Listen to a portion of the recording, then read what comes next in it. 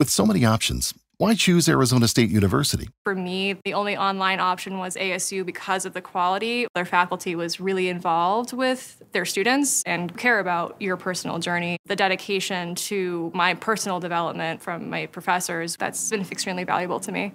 Earn your degree from the nation's most innovative university. Online. That's a degree better.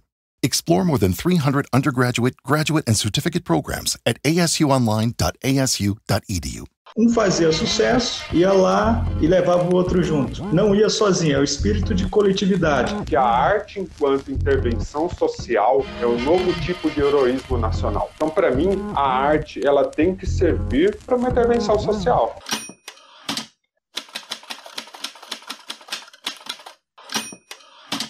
Oi, aqui é o Raik Tavares. Estou de volta com mais uma edição do Live com o Autor. Na edição de hoje, eu bato um papo com o escritor Marquezone Oliveira. Falaremos sobre o seu movimento literário, o movimento que ele está idealizando aí nas redes sociais. E também vamos falar, claro, da sua carreira, do seu novo livro, dos seus projetos futuros e o que ele pensa sobre a literatura nacional. Então, chega pra cá, fica tranquilão da vida aí e se divirta nesse episódio de hoje. E como sempre, eu trago aqui uma divulgação de algum escritor, de alguém que está aí no meio literário, de alguma editora. E hoje, para falar com a gente sobre o seu livro, chega pra cá o querido Felipe, que vai falar do seu novo livro, na verdade, o seu primeiro romance, né, que se chama Desmembro. Dá aí o seu recado pra gente, Felipe. Olá, meu nome é Felipe Ferreira, sou escritor, estou aqui para falar com vocês sobre Desmembro, e meu primeiro romance, né, minha segunda publicação. Desmembro, ele fala sobre a memória, né, tem como tema central a memória e como que a memória interfere e participa, né, desse teatro, das relações humanas que a gente faz ao longo da vida, né, como se fosse um novelo mesmo de símbolos, de vivências, de lembranças. E a memória vai muito além do ato de lembrar e de esquecer, né? E Desmembro fala muito disso, assim. Faz esse mergulho, né? Nas vivências do passado, no presente, como tá tudo misturado, tudo interligado, sonho, realidade. E quem tiver interesse em comprar o livro, é só me seguir no Instagram, @ostrafelipe, ou o Instagram do livro, @desmembro do livro. Obrigado, beijo a todos. Dado o recado de hoje do querido Felipe, vamos para os merchans do programa. Você pode ajudar o nosso podcast lá no Apoia-se, procura lá Live com o Autor, ou vá nas minhas redes sociais e compartilhe o banner aqui do programa, divulga para os amigos que você vai estar também aí fazendo a sua contribuição. E vai lá nos agregadores, deixa seus comentários, diz o que você está achando, dê sua opinião também, eu quero saber da sua opinião, do que você está achando dos episódios, compartilha. Ok, meu querido? Todos os links dos livros que são citados aqui, tanto das pessoas que participam, né, do podcast, tanto quem a gente divulga, tá aqui no link do episódio. Então confira aí também, né, os meus trabalhos. Tá no ar, mais edição do Live com o Autor, e hoje é sem claquete. Meu nome é Rodrigo, eu escrevo sob o pseudônimo de Marquezone Oliveira, que é o meu sobrenome. E eu publiquei 4 livros, um em 2016, que chama Sobre os Lírios e os Brincos de Princesa, 2 em 2019, pela editora Planeta Azul, na coleção Contando um Conto Curto, que é o Contos ao Ponto e o Anarquicamente Correto. E esse ano de 2020 eu publico pela editora Giostre, A Última Brasileira Viva, né? E o livro tá saindo do forno agora, né? Ainda não chegou nas livrarias por causa dessa situação da pandemia, mas está para chegar. Além de escritor, eu sou psicólogo, trabalho na área da saúde mental, né? Trabalho no SUS da cidade de São Bernardo do Campo. Trabalho especificamente com usuários de álcool e drogas, com pessoas em situação de rua. Já trabalho nesse ramo há um bom tempo, né? Estamos idealizando um movimento, né, de valorização aí, que é o que a gente vai estar conversando hoje. Acho que, num breve resumo, me apresento dessa forma. Esse seu novo livro, ele é uma distopia, né? Eu li a sinopse, né, e eu entendi como uma distopia o livro. E eu achei super interessante o nome. Como que nasceu a ideia deste livro, A Última Brasileira Viva? A ideia da Última Brasileira Viva, ela surge quando eu observo que algumas culturas que já passaram por momentos que foi invocado o espírito de coletividade, ela tinha uma relação diferente entre os pares, entre as pessoas. A exemplo da cultura oriental, nipônica, passaram por terremotos, maremotos, desastres, guerras. Diferente do Brasil, né? Se a gente for ver, a gente tem esse jargão comum de dizer que a gente está estável, né? Sobre o solo que a gente pisa, e que nada pode nos acontecer de algum desastre natural. E aí eu começo a questionar esse suposto espírito de coletividade que dizem que o brasileiro tem, né? O Brasil é muito conhecido, o brasileiro é muito conhecido por ser um povo acolhedor, um povo receptivo, e eu começo a questionar isso. Enfim, e na última Brasileira Viva, na trama ali, né, na ficção, é um terremoto que assola o Brasil. E a partir deste evento, né, que destrói totalmente o nosso país, o brasileiro sobrevivente ele é convocado ao espírito de coletividade. E a partir disso ocorre a trama, né? Tanto que uma das frases, né, chamariz do livro o que o brasileiro vai fazer sem o seu país, né? Sem esse signo brasileiro, né? Sem caminhos, com seus paradigmas quebrados, né? Então a ideia vem disso, né? E o nome, A Última Brasileira Viva, né? Eu resgato a ideia do herói nacional. Eu falo que o brasileiro ele é muito carente de heróis nacional, né? Ele não sabe, ou não percebe, ou não tem esse herói nacional, isso que é nacional, né? E aí eu crio uma personagem que é uma heroína que surge do povo. E aí eu trabalho toda a trama em cima disso, né? O brasileiro ele acaba repetindo, né, os mesmos comportamentos, praticamente com o terremoto não muda nada dentro dele, né, nos pensamentos dele, e essa heroína inconformada, ela vem para tentar mobilizar alguma coisa aí no povo, nas pessoas. Então a trama, ela acontece dessa forma, né? Uma frase que eu achei aqui no seu Instagram, eu achei incrível essa frase, e eu assino embaixo. Para mim, é impossível ser escritor sem tocar o dedo nas feridas sociais. Dessa sua frase, eu te pergunto, por você ser um psicólogo, quais são essas feridas, sabe, essas feridas sociais? Eu questiono muito pensamentos pré-formados, nossos paradigmas, as nossas crenças, essa mania que a gente tem. Eu falo brasileira. Na verdade, todos os meus livros eu falo de Brasil e brasileiro. Essa é a minha temática. Eu sempre estou falando da cultura brasileira, do povo brasileiro, dos signos, simbolismos brasileiros, do que é nosso. Essa é uma das minhas características. E eu sempre questiono essa maneira do brasileiro de não recorrer à sua história, de achar que as coisas são dadas assim e sempre foram assim, de não querer entender a realidade que assola. E também eu sempre questiono nos meus livros os mecanismos que eu acredito que estão por trás dessa alienação. É claro, tem uma parte que é pessoal, individual, das pessoas não quererem mesmo refletir, pensar, serem críticas da sua situação ou da situação social que assola, né? Mas também existe, né? Eu vou chamar de forças nesse momento, né? Existem forças, existem pessoas interessadas nessa manutenção. Chamada manutenção do status quo, né?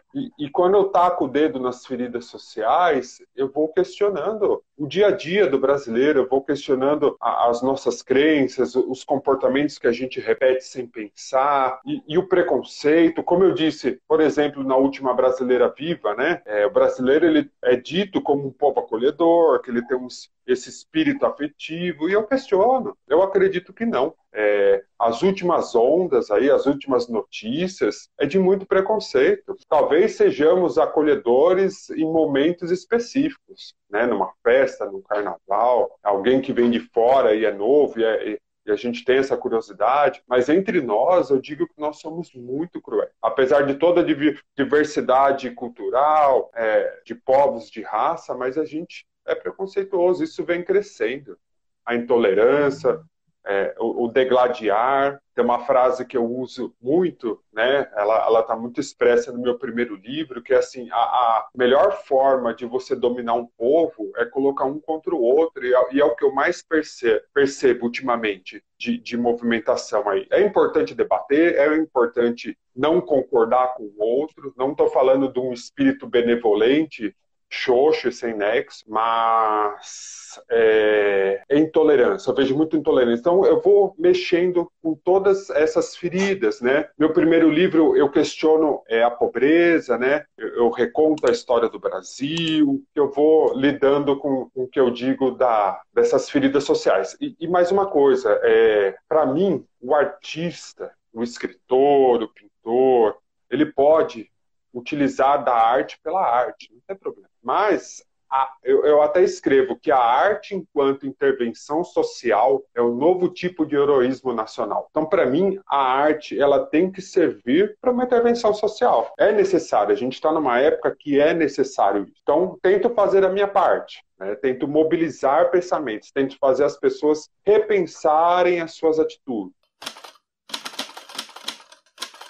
Vamos entrar aqui, né, na parte do movimento, né, do movimento literário, esse movimento aí que você está idealizando, né, que é escritores nacionais, né, que já tem até um grupo no WhatsApp, tem um Instagram. Para quem não sabe, para quem é escritor, está aqui, tem esse movimento que está acontecendo. Eu achei muito interessante quando a minha amiga Sara me enviou o link da minuta que você escreveu. Eu achei muito interessante o que você disse. Porque eu venho falando sobre isso há muito tempo, usando aquelas mesmas palavras, dando a mesma ideia, né, do crescimento fonográfico da música sertaneja no Brasil. Eu venho do rádio, eu trabalho com comunicação, então hoje eu vejo como esse estilo musical ele cresceu. Mas ele cresceu por causa da ponte. Um fazia sucesso, ia lá e levava o outro junto. Não ia sozinho, é o espírito de coletividade. Eu vou gravar e vou... o fulano ali é da minha cidade, vou gravar com ele. Eles têm muito isso. Por isso hoje é a música mais tocada, né? Nos streams é a mais baixada. Se brincar, é a nossa música popular brasileira mais executada fora do Brasil, entende? Exportação, né? Internacional mesmo. Um dos exemplos é o Gustavo Lima, que faz sucesso em vários lugares. Músicas do Michel Teló fazendo sucesso em lugares que você nem imagina. Imagina se a gente tivesse essa coletividade no mundo literário. Por exemplo, a gente vê aí grandes autores nacionais ralando, claro, o escritor ele rala pra caramba, ele tem uma dificuldade muito grande. Mas só que ele esquece que ele não está sozinho, ele precisa eu vou, mas tem pessoas aqui. Explica pra gente sobre esse movimento. E vamos lá. Então, assim, Raik, eu criei nada novo, né? Eu realmente não inventei a roda. Existem outros movimentos na mesma direção, né?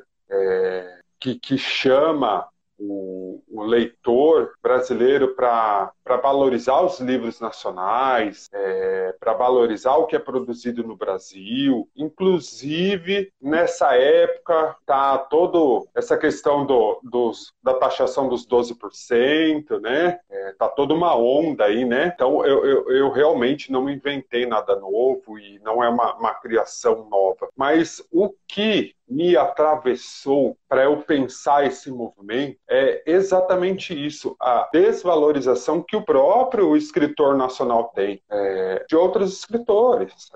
Ele não lê, ele não compra, ele não sabe. E eu falo por experiências, né? Simples experiências. Pelas duas editoras que eu publiquei os meus livros, eu publico pela Planeta Azul e pela Giose, eu tentei seguir essas pessoas, né? Outros escritores, praticamente não tem retorno, né? As pessoas ficam ilhadas ali, né? E se você pergunta, né, o que você está lendo aí de pessoas como você, que está lançando o livro agora? Nada, não sei. Então, assim, eu fiz uma entrevista para uma revista chama Conexão Literatura. Essa entrevista está até para sair, né? E eles me perguntaram assim, o leitor nacional brasileiro, ele lê? Porque tem um estigma de que o brasileiro não lê, né? Tem estatísticas aí que diz que o brasileiro ele lê menos que outros países. Eu acredito que o brasileiro ele lê sim. O livro hoje, apesar de muito caro, eu acho que o livro ele poderia ser mais acessível, mais barato, as pessoas não frequentam as bibliotecas públicas, que é uma pena. Tem livros meus em várias bibliotecas públicas, não só em São Paulo, onde eu moro, mas pelo Brasil todo. Inclusive tem livro meu no Acre, porque eu valorizo muito a biblioteca. Mas, enfim, o brasileiro, ele lê, claro que ele lê. Mas, assim como tudo aquilo que ele consome de entretenimento, né, ele vai na moda. Não tem problema. Isso é comum, né? Mas essa moda é ditada pelas grandes indústrias, né? Pela a indústria da mídia. E ele não tem a valorização, então, desses que não estão aparecendo tanto, que não estão surgindo, e ele vai ali nos best-sellers, nos mais vendidos, nos mais famosos. Então, assim, o leitor, ele tá ávido, assim, de ler. O leitor brasileiro, ele quer ler. A gente vê os movimentos aí dos IGs literários, aí, dos Instagrams literários, das pessoas, né? Eu vejo Instagram literário que tem 50 mil, 60 mil seguidores, as pessoas comentando e pedindo dicas, mas o próprio escritor, ele não valoriza o trabalho do outro que está no mesmo barco que o dele. Então, eu penso que esse movimento que eu estou idealizando, ele é diferente por isso. Ele não convoca o leitor. Eu não estou convocando o leitor apenas. Olha, leia os livros nacionais. Eu estou convocando o escritor. Tanto que um dos nossos lemas é valorizemo-nos e o outro lema é quem valoriza o livro, valoriza o escritor nacional. Então são duas chamadas. Um para os leitores, outras para os escritores. E sempre em primeiro lugar o escritor. E é isso. Né?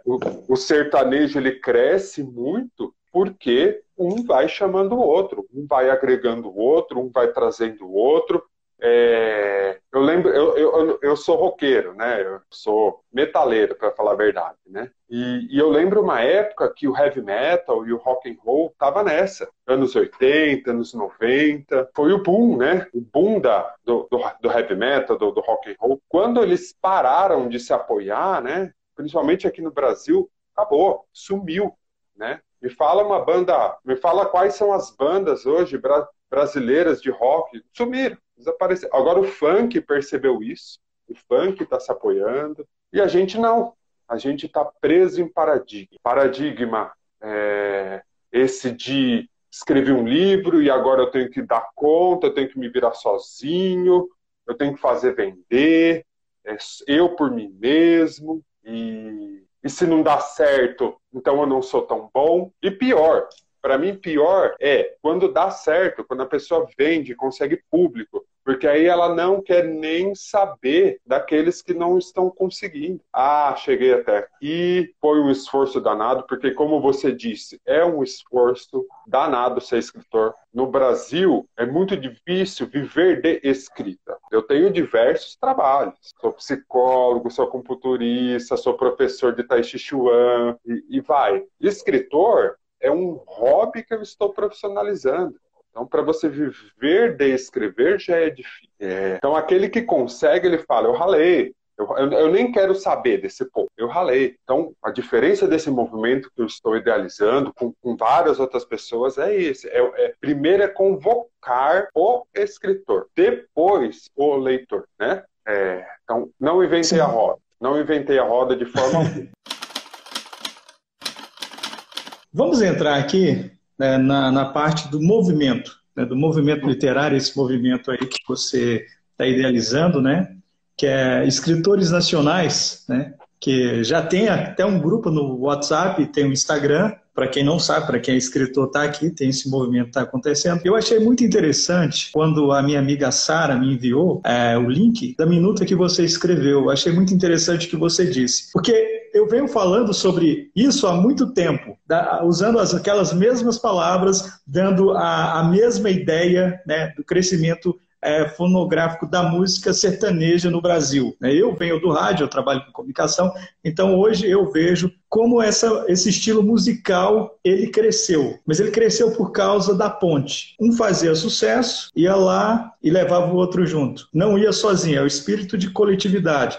Eu vou gravar, e vou... o fulano ali é da minha cidade, vou gravar com ele. Eles têm muito isso, por isso hoje é a música mais tocada, né, nos streams é a mais baixada. Se brincar, é a nossa música popular brasileira mais executada fora do Brasil, entende? Exportação, né, internacional mesmo. Um dos exemplos é o Gustavo Lima, que faz sucesso em vários lugares. Músicas do Michel Teló fazendo sucesso em lugares que você nem imagina. Imagina se a gente tivesse essa coletividade no mundo literário. Por exemplo, a gente vê aí grandes autores nacionais ralando, claro, o escritor ele rala pra caramba, ele tem uma dificuldade muito grande. Mas só que ele esquece que ele não está sozinho, ele precisa de... Eu vou, mas tem pessoas aqui. Explica pra gente sobre esse movimento. E vamos lá. Então, assim, Raik, eu criei nada novo, né?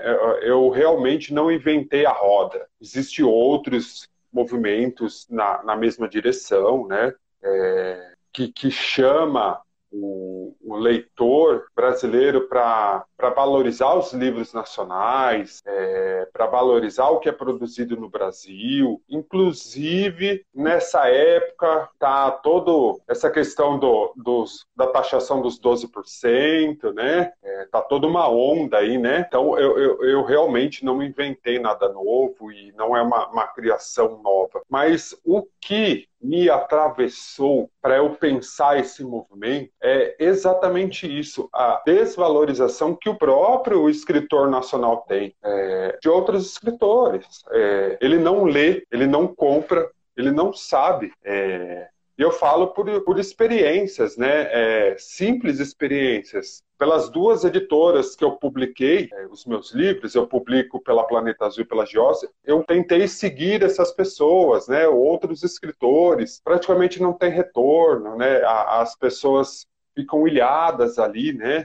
E se você pergunta, né, o que você está lendo aí de pessoas como você, que está lançando o livro agora? Nada, não sei. Então, assim, eu fiz uma entrevista para uma revista chama Conexão Literatura. Essa entrevista está até para sair, né? E eles me perguntaram assim, o leitor nacional brasileiro, ele lê? Porque tem um estigma de que o brasileiro não lê, né? Tem estatísticas aí que diz que o brasileiro ele lê menos que outros países. Eu acredito que o brasileiro ele lê sim. O livro hoje, apesar de muito caro, eu acho que o livro ele poderia ser mais acessível, mais barato. As pessoas não frequentam as bibliotecas públicas, que é uma pena. Tem livros meus em várias bibliotecas públicas, não só em São Paulo, onde eu moro, mas pelo Brasil todo. Inclusive tem livro meu no Acre, porque eu valorizo muito a biblioteca. Mas, enfim, o brasileiro ele lê, claro que ele lê. Mas, assim como tudo aquilo que ele consome de entretenimento, né, ele vai na moda. Não tem problema. Isso é comum, né? Mas essa moda é ditada pelas grandes indústrias, né? Pela a indústria da mídia. E ele não tem a valorização, então, desses que não estão aparecendo tanto, que não estão surgindo, e ele vai ali nos best-sellers, nos mais vendidos, nos mais famosos. Então, assim, o leitor, ele tá ávido, assim, de ler. O leitor brasileiro, ele quer ler. A gente vê os movimentos aí dos IGs literários, aí, dos Instagrams literários, das pessoas, né? Eu vejo Instagram literário que tem 50 mil, 60 mil seguidores, as pessoas comentando e pedindo dicas, mas o próprio escritor, ele não valoriza o trabalho do outro que está no mesmo barco que o dele. Então, eu penso que esse movimento que eu estou idealizando, ele é diferente por isso. Ele não convoca o leitor. Eu não estou convocando o leitor apenas. Olha, leia os livros nacionais. Eu estou convocando o escritor. Tanto que um dos nossos lemas é valorizemo-nos e o outro lema é quem valoriza o livro, valoriza o escritor nacional. Então são duas chamadas. Um para os leitores e outras para os escritores. E sempre em primeiro lugar o escritor. E é isso, né? O sertanejo ele cresce muito porque um vai chamando o outro, um vai agregando o outro, um vai trazendo o outro. Eu lembro, eu sou roqueiro, né? Eu sou metaleiro, para falar a verdade, né? E eu lembro uma época que o heavy metal e o rock and roll tava nessa. Anos 80, anos 90. Foi o boom, né? O boom do heavy metal, do rock and roll. Quando eles pararam de se apoiar, né? Principalmente aqui no Brasil, acabou, sumiu, né? Me fala quais são as bandas hoje brasileiras de rock. Sumiram, desapareceram. Agora o funk percebeu isso. O funk está se apoiando. E a gente não. A gente está preso em paradigma. Paradigma esse de escrever um livro e agora eu tenho que dar conta, eu tenho que me virar sozinho, eu tenho que fazer vender, eu por mim mesmo, e se não dá certo, então eu não sou tão bom. E pior, para mim pior é quando dá certo, quando a pessoa vende, consegue público, porque aí ela não quer nem saber daqueles que não estão conseguindo. Ah, cheguei até aqui, foi um esforço danado, porque como você disse, é um esforço danado ser escritor. No Brasil, é muito difícil viver de escrita. Eu tenho diversos trabalhos. Sou psicólogo, sou computurista, sou professor de Tai Chi Chuan, e vai. Escritor é um hobby que eu estou profissionalizando. Então, para você viver de escrever já é difícil. Então, aquele que consegue, ele fala, eu ralei. Eu nem quero saber desse povo, eu ralei. Então, a diferença desse movimento que eu estou idealizando com várias outras pessoas é esse. Primeiro é convocar o escritor, depois o leitor, né? Então, não inventei a roda. Não inventei a roda de forma alguma. Para nós, escritores, né? Nós somos formadores de opinião através dos nossos trabalhos, mas, acima de tudo, também a gente forma leitores, né? Acima de qualquer coisa, a gente primeiramente, né, existe lá o escritor de base, do infantil, do juvenil, até chegar numa literatura mais pungente. O que nós, como escritores, podemos fazer para essa formação de novos leitores? Por causa dessa questão de dizer o tempo todo, que você me citou, não tem leitor, não tem leitor. Tem leitor sim, eu também enxergo da mesma maneira, mas tem outra coisa, o erro do escritor, de não estar falando sobre escrever, de não estar falando sobre ler, de não estar aqui, sabe? De não estar aqui de verdade. Igual, a gente tem uma baixa audiência, mas estamos aqui, estamos fazendo esse movimento. Qual é esse erro? O que a gente tem que melhorar? O que a gente tem que fazer de verdade? Olha, é uma coisa que eu me pergunto diariamente. O que nós, escritores, podemos fazer para melhorar esse cenário? Vou falar, primeiro pessoalmente, falar de mim. Eu, de verdade, estou tentando,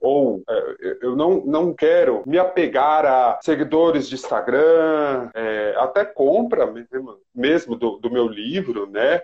Não quero me apegar a isso, porque isso acaba sendo enlouquecedor, isso mexe com a autoestima, né? Nossa, olha, estamos fazendo uma live que tem pouca audiência, tenho uma baita produção ali no meu Instagram, no meu Facebook, tenho poucos seguidores, estou aí com o meu livro, achei que a ideia é super bacana, mas não está vendendo tanto. Então eu comigo estou me blindando. Ontem eu fiz uma live com esse instituto, tinha 8 pessoas. E nós fizemos 2 horas de live. Ele fechou uma live, abriu outra, e a gente fez. E ficou muito feliz porque essas 8 pessoas estavam participando. Eu cheguei num ponto assim que eu não consigo parar. Eu não consigo parar de escrever, eu não consigo parar de tentar criar, idealizar. Se eu não coloco as coisas no papel, se eu não escrevo, se eu não chamo, se eu não penso, se eu não venho, se eu não faço, isso está para além de se vai vender, se vai movimentar.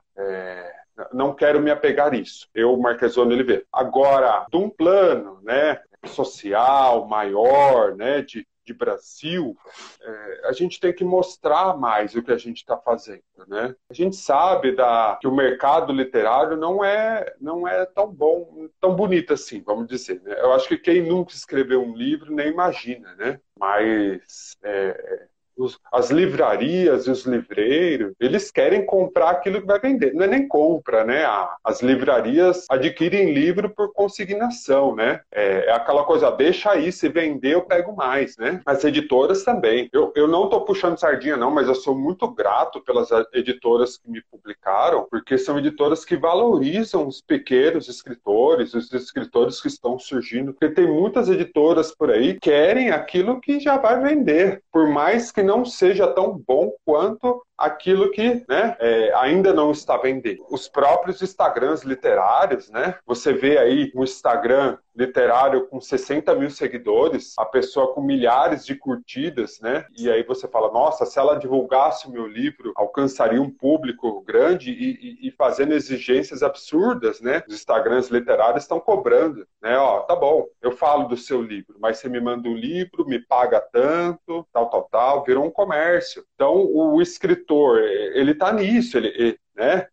Ele tem toda a produção literária, ele paga para o livro ser produzido, a editora cobra, a livraria só vai pegar se ela achar que vender, se não vender ela não pega mais, etc. Então a gente tem que mostrar mais, a gente tem que se valorizar para poder, que me vem lutar, eu não sei se essa palavra é tão boa, né? Mas para a gente poder enfrentar todos esses vieses que estão na contramão, né? Poder dizer, olha, editora, não é bem assim. Agora a gente está mais forte, a gente está junto, os leitores estão nos valorizando mais, a gente que está surgindo agora, e etc. Enquanto a gente tiver ilhado, fechado em nós mesmos, não vai criar um senso de valorização, né? E eu vejo muitos escritores bons desanimando.